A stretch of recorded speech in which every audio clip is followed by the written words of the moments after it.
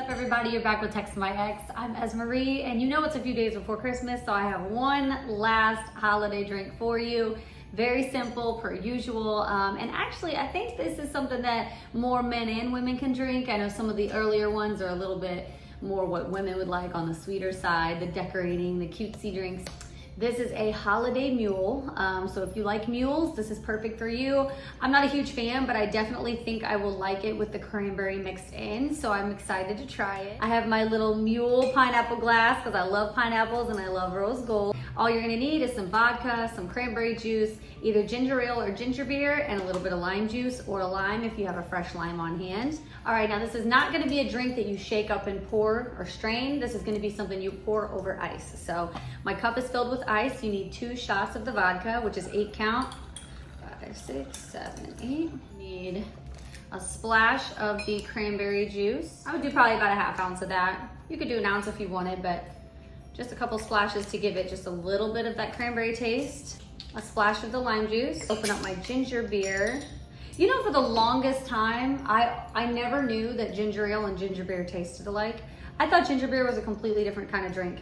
It wasn't until I started bartending that I knew, oh wow, these taste kind of similar. So you're just gonna top it off with that ginger beer. Take my little stir, mix it up. Fun fact about me, I hate keeping straws because I don't care what anybody says and how much you think you clean it by washing it and stuff after use. I just have a weird thing and I don't think that it's actually clean, so I hate straws. So we're not gonna use the straw. Oh, that's good. It's like, it's really refreshing. Yeah. In fact, I will say this, out of all the holiday drinks that I've made, I think this one would cater more to everybody. If you had like a tray of all the different drinks, I think people will be like, yeah, this is something that you can't really go wrong with, because some of the other ones, it could be too sweet or, you know, just too much work. This one's easy, simple, tastes pretty good. So, all right, let's get to our next text. Now, if you've been following me for a while, you know that this has been a whole process, y'all. Trying to get the mic, the equipment, you know, the background, everything like that. Right now, I've been trying to get this goddamn mic, the little proper pieces to plug into my phone. I had the mini mic. Ooh, my titty almost popped out. You saw that? I had the little mini mics that you could plug right here. But, you know, I wanted the full aesthetic. I just think that that's what really makes a podcast. So bear with me while I'm trying to get this going. So the question I asked this week was, is it a red flag or not to bring up an ex on a first date? I feel like it's something we've all done or can relate to, so this is perfect. Got a lot of responses. Well, the first person can't seem to make up their mind. They said, not a yes or a no. They said, if you're bringing up an ex, I'm gonna pay attention to your face and how you look when you're speaking about them. You know, if it lights up, if you get super sad, disgusted, etc., that will tell me all I need to know. Even if you bring up an ex, right? If you're talking about them in a disgusting manner, that might be you just expressing like something that you've been through, that they've done to you, that, you know, you're never gonna tolerate again, or that caused you to set certain boundaries now in your life. But if you're talking about them and you're like, you know, getting like really super sad and like, you know, your energy changes, that might tell me that you're not over them. Or, which now I'm kind of like, damn, I'd be doing this. If you light up when you talk about them, that may mean that you're also not over them. Not saying that you should think negatively of your exes, right? There's some exes that you end amicably and not on bad terms. But I definitely know times that I have brought up an ex and been like smiling and yeah, I wasn't over him. I probably shouldn't have been on that date. Anyway, moving on. This one, they say, okay, so yes, they believe it's a red flag. They said it's a total deal breaker for me. They aren't over their ex, period. End of story. Okay. Damn, deal breaker? Okay. You just weren't even gonna give them a chance. Like, whew, I could see red flag, but they said deal breaker, period. Bye. Okay. Moving on. It's natural to discuss past relationships on a date if the conversation flows in that direction. That I agree with too, because You know, I do think that keeping the first date conversations should be light, airy, fun, right? Just kind of feeling out the vibe. However, if you guys start vibing, conversation gets intellectual, deep, because I've definitely had that happen. I'm a huge intellectual person. So if the conversation leads that way, then okay, cool. You know, if you want to open up a little bit, some people are way more vulnerable in the beginning than others. Some people, it takes a while to open up. Not necessarily like starting the conversation with, oh, so by the way, my ex. But if the conversation leads to it, they said huge red flag. If they bring them up, I don't think they're really ready for a new relationship. I wouldn't say that they're not ready for a relationship, but again, it also depends on how did the conversation start? What's being said, right? They said it's not a red flag that they're bringing them up. It's about what they say about the person. That's another actually really good point. I personally think it is a red flag if you bring up your ex and you're just like trash talking them. Like, I have met quite a few men who will, if the conversation leads to discussing an ex situation, okay, cool. But they don't badmouth their ex, and I think that's very respectable, because then that says, even if me and you don't work out, I know you're not gonna go and badmouth me to the next person. Teaching them how to hurt you or fool you better.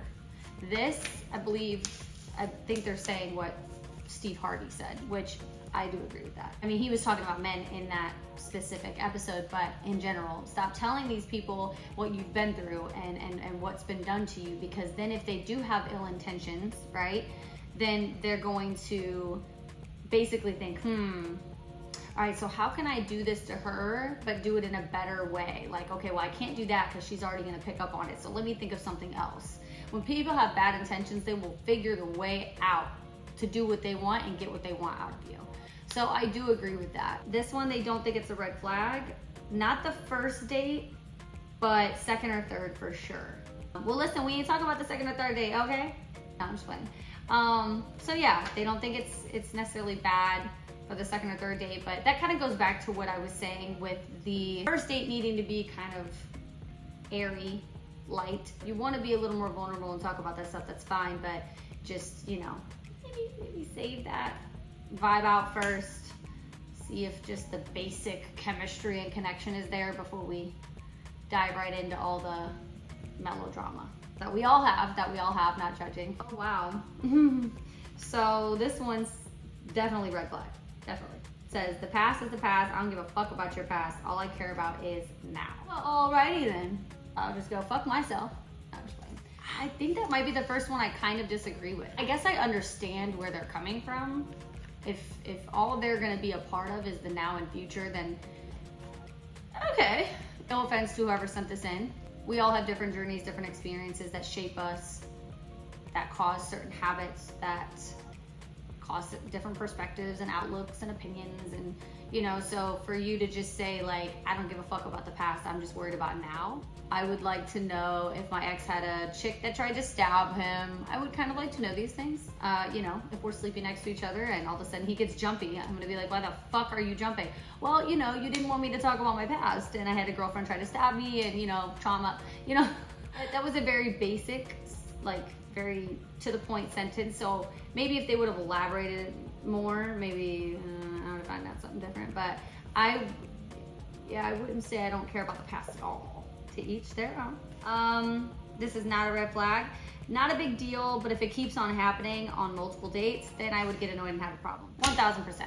Now that would tell me you're not over it. If you're bringing up your ex every single date or every single time I'm with you where it's supposed to be about us and learning each other, bitch, you don't need to be dating. And if that woman had that much of an effect on you, okay, well, it sounds to me like you need to heal, because you still wrapped up in whatever the hell that bitch did to you. It sounds like she has more control over you than anything. So yeah, now last but not least, I wanted to hear everyone's responses first. And then I wanted to share a statistic that I found that 39% of women between the ages of 22 and 32 do find it as a red flag. Couldn't find any percentages of what men thought. And ironically, more men wrote in. That tells me two things. Number one, that it ain't just women that have an issue when this topic comes up. Men have an issue too. And then number two, it could be that men have more of an issue with it than women do. I genuinely thought this percentage was going to be higher. I thought it was going to say 64, 65, maybe 70%. Then also the age range, 22 to 32 would make sense, because I feel like as you get older, people just don't care about that kind of shit. Like, they don't get, you know, nitpicky about what's talked about, because as you're getting older, when you're 40s, 50s, 60s, whatever, trying to date, I mean, you just have a whole different mindset of what you're looking for, what matters to you. It's a lot less small talk in the very beginning, and it is gonna go straight to the deep shit. You know, I'm 32 now, and I can tell you, I've already started that. Like, I don't like that small talk. I want to get straight to the serious stuff, the important things, the core things that we need to discuss, so I can either figure out if this is something I want to pursue or get to step in and go find somebody else. I know I obviously discussed a lot with each response, but if I had to give my general, like, what do I think? No. Yeah, so I'm gonna lean more towards the no's and just pay attention to all that they said. But come to think of it, I guess this is why I'm kind of struggling to answer, because I don't really remember any time guys have brought up an ex on a first date with me. But I also have a really shitty memory. So I don't know if I can give a really valid response. But as of now, fuck the past. We don't care about the past. I'm just joking. My next episode will be Monday, yes, Christmas Day, because I know y'all gonna be at your family get-togethers, and there's gonna be times you're gonna be sitting there on your phone, bored. So I was like, you know what? Let me make sure you got some tea to listen to. So don't forget to tune in on Christmas Day, well, Christmas evening rather, and have a great holiday with your family, and I will see you next time on Text to My Ex.